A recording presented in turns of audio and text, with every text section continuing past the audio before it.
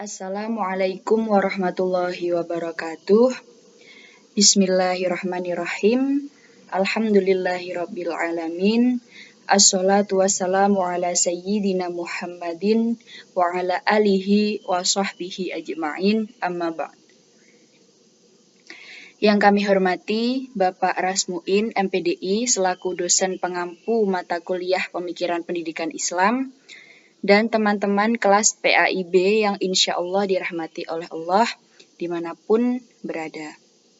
Alhamdulillah pada kesempatan kali ini kami dari kelompok 11 yang beranggotakan Rizka Nur Ramadhani dan saya sendiri Yumna Lutfilah Zamzam akan menyampaikan materi dengan judul Pemikiran Pendidikan Islam di Lingkungan Ormas Muhammadiyah. Next. Baik, pembahasan kita pada kesempatan kali ini ada 3, yaitu sejarah berdirinya Muhammadiyah, riwayat hidup pendiri Muhammadiyah yaitu Kiai Haji Ahmad Dahlan, dan pemikiran pendidikan Islam menurut Muhammadiyah. Next. Baik, yang pertama yaitu sejarah berdirinya Muhammadiyah. Muhammadiyah adalah suatu organisasi atau gerakan yang berdasarkan pada dakwah amar ma'ruf nahi mungkar, berkeyakinan Islam, serta berlandaskan Al-Quran dan Hadis. Pendiri Muhammadiyah yaitu Kiai Haji Ahmad Dahlan tepatnya pada tanggal 8 Zulhijjah 1330 Hijriah atau 18 November 1912 Masehi di kota Yogyakarta. Nama Muhammadiyah ini diberikan untuk organisasi tersebut dengan maksud supaya bertafaul atau berpengharapan baik dapat meneladani dan mencontoh perjuangan Nabi Muhammad SAW dalam rangka memuliakan dan mengokohkan agama Islam demi terwujudnya izul Islam wal muslimin atau kejayaan Islam sebagai realita dan kemuliaan hidup umat Islam sebagai realita. Nah, setelah beberapa tahun didirikan, Muhammadiyah ini mengalami kemajuan yang sangat pesat. Di antaranya yaitu membangun beberapa cabang di daerah Serandakan, Wonosari, Imogiri, dan lain-lain. Pada saat itu, pihak Hindia Belanda tidak mengizinkan Muhammadiyah untuk mendirikan cabang di luar Yogyakarta. Oleh karena itu, agar tetap berkembang, akhirnya Muhammadiyah ini bersikukuh tetap mendirikan cabang di luar daerah Yogyakarta, namun dengan nama yang berbeda. Di antaranya yaitu namanya adalah Ahmadiyah di Garut, Al-Munir di Makassar, Nurul Islam di Pekalongan, dan Perkumpulan SATF atau Sidik Amanah Tabligh Fatonah di Surakarta. Setelah itu, Muhammadiyah juga membangun sekolah-sekolah. Nah, di antaranya yaitu sekolah di Pasar Gede atau di Kota Gede pada tahun 1916, di Lempuyangan pada tahun 1915, di Karangkajen, Yogyakarta pada 1913, dan sekolah-sekolah yang lain sampai saat ini. Ada salah satu sekolah khusus bagi calon guru agama yang bernama Sekolah Kismul Arqa didirikan pada tahun 1918. Nah, Kismul Arqa ini merupakan cikal bakal dari Madrasah Mu'alimin dan Mu'alimat Muhammadiyah Yogyakarta. Terdiri dari sekolah kader, yaitu 6 tahun yang dikelola langsung oleh Kepala Pusat Muhammadiyah. Next. Nah, menurut sejarah, didirikannya Muhammadiyah ini memiliki tujuan untuk menyelamatkan kaum muslimin dari segala perbuatan yang tidak sesuai dengan ajaran Islam dan dari melindungi umat Islam dari kejumutan dalam segala aspek kehidupan. Pada saat itu, umat muslim sangat dipengaruhi oleh sikap fanatisme, bid'ah, khurafat, dan konservatisme. Nah, keadaan tersebut semakin buruk dengan munculnya paham-paham kolonialisme dan misi kristenisasi. Akhirnya, masyarakat Islam semakin tidak bebas dengan adanya paham-paham yang menyimpang dari agama Islam. Next, ya. Pembahasan yang kedua, yakni tentang riwayat hidup dari pendiri organisasi Muhammadiyah, yakni Kiai Haji Ahmad Dahlan. Kiai Haji Ahmad Dahlan lahir pada tanggal 1 Agustus 1868 dengan nama asli Muhammad Darwis di Kampung Kauman, Yogyakarta. Serta beliau wafat pada 23 Februari tahun 1923 dan dimakamkan di Karangkajen, Yogyakarta. Ayahnya bernama Kiai Haji Abu Bakar bin Kiai Sulaiman yang merupakan imam sekaligus khatib Masjid Besar Kauman Yogyakarta, serta ibunya bernama Siti Aminah yang merupakan putri Kiai Haji Ibrahim, penghulu besar di Yogyakarta. Berdasarkan sebuah silsilah, keluarga dari Kiai Haji Ahmad Dahlan ini berhubungan dengan Sunan Gresik atau Maulana Malik Ibrahim, salah seorang wali penyebar agama Islam yang terkenal di Pulau Jawa. Ahmad Dahlan diperintahkan oleh orang tuanya untuk melaksanakan ibadah haji pada tahun 1888. Nah, kemudian beliau memutuskan untuk tinggal di Mekah selama 5 tahun demi menimba ilmu agama, seperti tauhid, tafsir, fikih, tasawuf, qiraat, ilmu mantik, dan ilmu falak.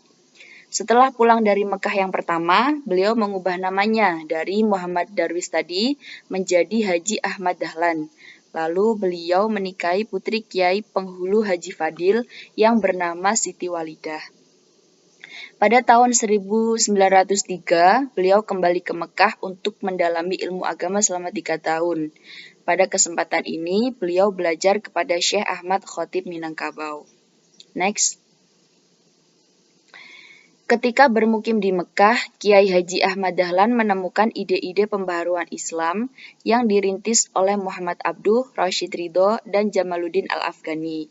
Ahmad Dahlan bukanlah seorang penulis, sehingga pemikiran dan ide-idenya disampaikan secara lisan dan karya nyata. Oleh sebab itu, beliau lebih dikenal sebagai pelaku daripada sebagai pemikir. Kiai Haji Ahmad Dahlan tidak hanya memperistri Siti Walidah saja yang dikenal dengan Nyai Ahmad Dahlan, yakni seorang pahlawan nasional juga, serta wanita pendiri Aisyah. Dari pernikahannya tersebut, Kiai Haji Ahmad Dahlan dikaruniai 6 orang anak, di antaranya yaitu Johannah, Siraj Dahlan, Siti Bushro, Irfan Dahlan, Siti Aisyah, dan Siti Zahroh. Istri kedua Ahmad Dahlan bernama Nyai Abdullah yang merupakan seorang janda dari Haji Abdullah. Selanjutnya, Ahmad Dahlan ini juga menikahi beberapa wanita, yaitu Nyai Rum, adik Kiai Munawir Kerapia, Nyai Yasin Pakualaman, dan Nyai Aisyah, yakni adik ajengan penghulu Cianjur. Dari pernikahan Ahmad Dahlan dengan Nyai Aisyah, beliau dikaruniai putri yang bernama Siti Dandanah. Baik, itu tadi sedikit dari sejarah lahirnya Muhammadiyah dan juga riwayat hidup Kiai Haji Ahmad Dahlan. Pembahasan selanjutnya adalah tentang pemikiran pendidikan Islam menurut Muhammadiyah yang akan dijelaskan oleh saudari Rizka Nur Ramadhani. Monggo Mbak Rizka. Assalamualaikum warahmatullahi wabarakatuh. Saya Rizka Nur Ramadhani sebagai pemateri kedua dari kelompok 11 akan menjelaskan tentang pemikiran pendidikan Islam menurut Muhammadiyah. Yang pertama di sini terdapat sistem pendidikan. Jika dilihat dari sudut pandang pendidikan, berdirinya Muhammadiyah salah satunya dilatar belakangi oleh adanya dualisme sistem pendidikan pada saat itu, yakni dari pendidikan kolonial Belanda dan juga dari pendidikan penduduk pribumi atau sistem pesantren. Nah, jika dilihat kembali dari sisi pengelolaan dan juga pengajaran, kedua sistem ini memiliki perbedaan yang sangat timpang atau yang sangat berbeda sekali. Pada pendidikan kolonial Belanda atau sistem modern, akan mencetak lulusan yang kreatif, dinamis, percaya diri, namun tidak memahami ajaran agama, bahkan lebih cenderung memandang negatif tentang agama. Karena pada pendidikan kolonial Belanda ini sama sekali tidak mengajarkan tentang pendidikan agama. Jadi hanya mengajarkan tentang ilmu pengetahuan umumnya saja. Nah, sedangkan pendidikan yang dikelola oleh penduduk pribumi atau sistem pesantren ini yakni akan mencetak lulusan yang tertutup terhadap ruang lingkup modernisasi, namun punya pemahaman dan ketaatan dalam menjalankan ajaran agama. Karena hal inilah Kiai Haji Ahmad Dahlan kemudian memiliki keinginan untuk membangun sekolah di bawah naungan Muhammadiyah yang ingin menggabungkan segi positif dari sistem pendidikan kolonial Belanda ini dan juga sistem pendidikan pesantren yang nantinya diharapkan dapat menghasilkan manusia dalam sosok yang baru, yakni sosok ulama yang memiliki karakter yang berintelektual atau intelek yang berkarakter ulama. Kemudian yang kedua terdapat tujuan pendidikan. Tujuan awal dari terbentuknya Muhammadiyah yakni mengajarkan pengajaran agama Nabi Muhammad SAW kepada penduduk bumi putra Residensi Yogyakarta dan memajukan agama kepada ahli-ahlinya. Namun dengan berjalannya waktu, tujuan pendidikan Muhammadiyah ini berubah-ubah yang disesuaikan dengan perkembangan zaman yang ada. Jadi tujuan pendidikan Muhammadiyah itu harus relevan dengan zaman yang ada, jadi mengikuti perkembangan zaman.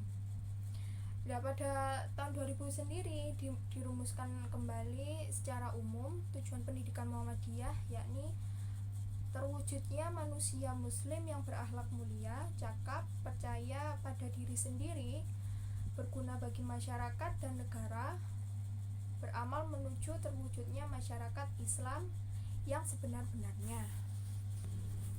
Yang ketiga terdapat metode pendidikan.